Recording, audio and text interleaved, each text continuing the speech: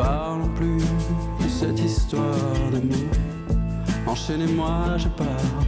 Pardonne-moi cet au revoir. It's no way to say goodbye. Hello and welcome to France 24's weekly music show. I'm Audrey Hash, and joining me in the studio is French indie rocker H. Burns. He's known for making music steeped in his love for American songwriters and alternative rock. Over the last 15 years, he's worked with Nirvana and PJ Harvey producer Steve Albini and has released 8 delicate, beautiful records, including his most recent one, H. Burns on the Wire, a tribute to the late Leonard Cohen, who passed away 5 years ago. H. Burns, thank you so much for being here at the France 24. Thanks for having me. Can you tell us a little bit why you decided to cover Leonard Cohen? Well, I was in Montreal, I'd say 5 or 6 years before he died, and then went back a couple of months before his passing, and I did the whole Leonard Cohen trip there. I like to try to see his house and the places he would have coffee, and the smoked meat places he would eat sandwiches, and I was like, that was special for me to just hang out and try to see what the streets were, and then I came back to France, and then he died, and suddenly I said, well, I must do something about that, and I know there's a there's a transmission thing with Cohen. Like when I went back to France, it's like I have to do something, and then I called a couple of friends and made that happen. Because it felt like there's his heritage was really there, and it's something you'd been mulling over. I think lockdown, I read, enabled you to kind of give into the sort of pleasure of delving completely into Leonard Cohen. Is that right? Yeah, that's right. And I did 7 or 8 albums. I don't even know now, because it's been like 15 years I've been in this music industry. Yeah, and like getting into someone's mind at that point of my career was really important. And what's better than trying to get into Leonard Cohen's mind? And it helps you try to understand someone's poetry, and it gives me a nice break in my own music as well. Do you feel like you were like preparing for an acting show, and a bit with music inculcated? Yeah, pretty much like an actor studio stuff. And like you delved back into his life, read his autobiographies, documentaries. I can imagine just reading all his poetry. What about the decision to take tracks that were mostly taken from the early 1970s and 4 albums in particular? But the first idea was quite selfish. Is like that's my favorite era from Cohen, the folk era, and I started just on my own with my guitar, covering Cohen.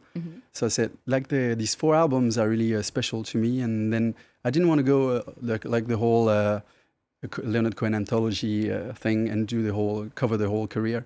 But like these 4 albums were really important to me, and that's really his folk era special. Let's check out one of these covers from the folk era. And you want to travel with him, and you want to travel blind, and you think maybe you'll trust him, for he's touched your perfect body with his mind.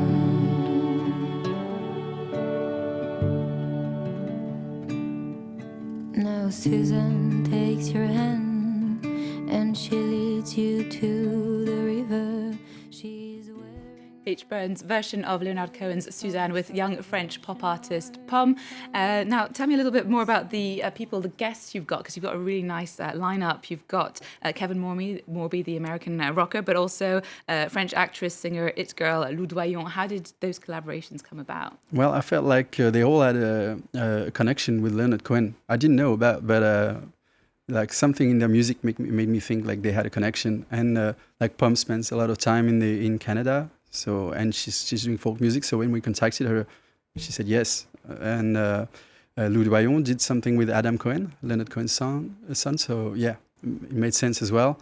And then Kevin Morby, I saw him live like 3 or 4 times, and he was always covering that song "Passing Through" by Leonard Cohen. That's on the album as well. But yeah, and the idea of doing a French-English version, that was my first time in French actually on the album. The duet with Lou Doillon and the duet with Kevin Morby. And what did that feel like for you singing in French? Weird. Not natural. No. I've been singing in English my whole life, and Yeah, singing in French was kind of a... Well, it comes off very nicely anyway. I also have a bit of an awkward topic to talk about with you. There's an article in the Times that recounts the story of a much younger Costa Rican lover of Leonard Cohen's, and she alleges or claims that he abandoned her while she was pregnant, and that she was the inspiration behind the track Hallelujah. Have you heard about this, and what kind of how does that make you feel when you hear nasty stories about Leonard Cohen? Well, reading his biography, you could tell he had that shadow persona. He was like there were a lot of stories in the biography, so that doesn't come as a surprise. Though I did not know that, and just learned about it. But yeah, like there's a lot of stories now. With the Music 2 thing in France, that was really important. So people start to talk more about that, and like we say, we try to separate the man and the artist, but sometimes it's just... it's too hard. Yeah. But Music 2 is this movement that we've got here in France, and I think it's kind of spreading abroad, just like Me Too, but it's within the music industry. Yeah, absolutely. Do you think it's going to improve, and men are going to step in with women in it? I hope so, because I thought that was quite something in French, the Music 2 thing. It started with just an Instagram account, and then people started to talk in the States as well. I think it's good. Yeah. Interesting time and hopeful times. I think. Time for change. Yes. Back to a more pleasing topic. You're currently touring France with H. Burns on the wire and with a fabulous all-female quartet.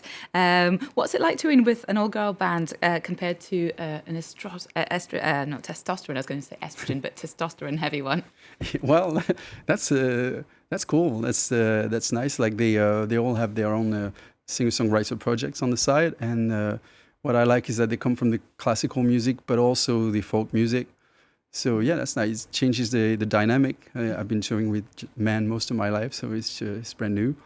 A stranger quartet scene. You've got some tour dates in France at the minute, one notably in Paris at the Trianon in early next year. Would you like to take this tour abroad and possibly to Leonard Cohen's home country of Canada? We'd love to if they accept us, with the little French guys trying to come and sing some Leonard Cohen in Canada. But yeah, we'd love to, obviously trying to play that show in Montreal at some point, and then maybe the rest of Europe as well, like Netherlands and Belgium.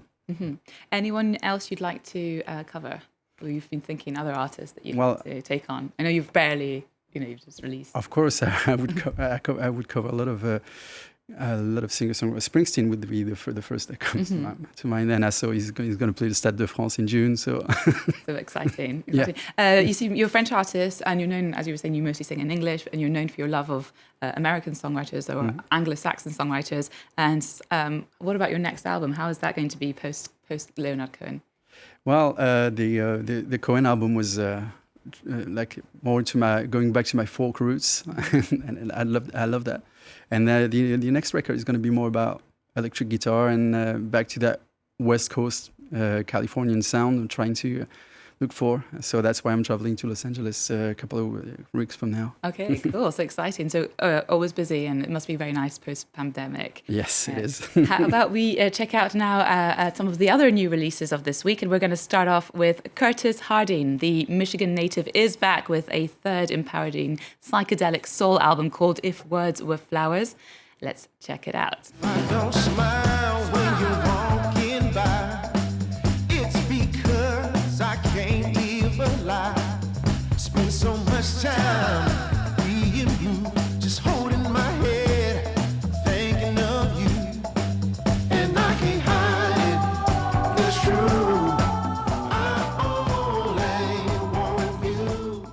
Curtis Harding and Can't Hide It. Curtis says he was inspired by Nina Simone's mantra that it's an artist's job to reflect the times. H. Burns, is that something that you consider when you're making music, or do you like flitting through all kinds of eras and periods? Yeah, I've never been good at capturing my times. I think I think that's an artist's job to try and be timeless. Fair enough. It's nice to transport and imagine lots of things.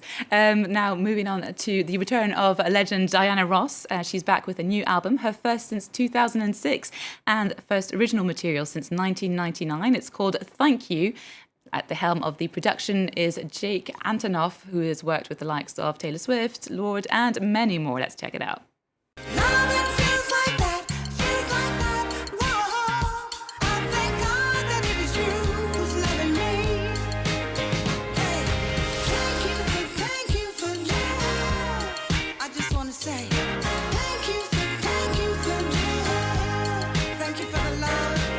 So it's really kind of special that that I've that kind of career, that the music has made a difference in people's lives. They remember it.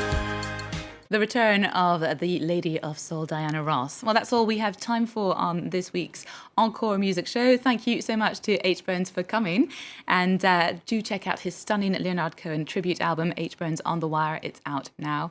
The latest news is coming up in just a few minutes, which leaves me enough time to remind you to follow us on the beautiful or evil social media platforms. You can also get your France 24 culture news fixes via france24.com. We're going to play out with a new track by singer-songwriter. She's American. She's called Snail Mail, and she's back with a beautiful sophomore record entitled Valentine.